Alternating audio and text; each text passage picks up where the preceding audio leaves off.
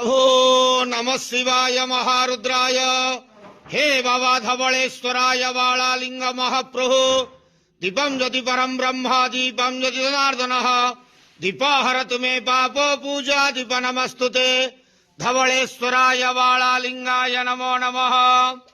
संसार सुखी रखंतु। आज पवित्र त्रिवेणी अमावास्या शुभ रविवार रे समस्त श्रद्धालु भक्त मानव को आशीर्वाद करंतु। मनस्कामना पूर्ण करंतु। कर्म क्षेत्र उन्नति करंतु। ग्रह रिष्ट खंडन करंतु। जगतर मंगल करंतु। विश्वर कल्याण करंतु। आपणकर नाम विख्यात करंतु। सेवकर डाक श्रवण करंतु।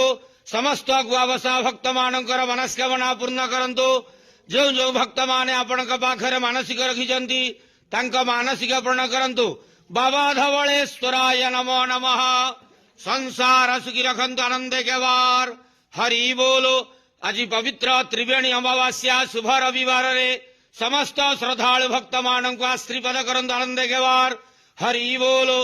बाबा धवलेश्वराय नमो नमः।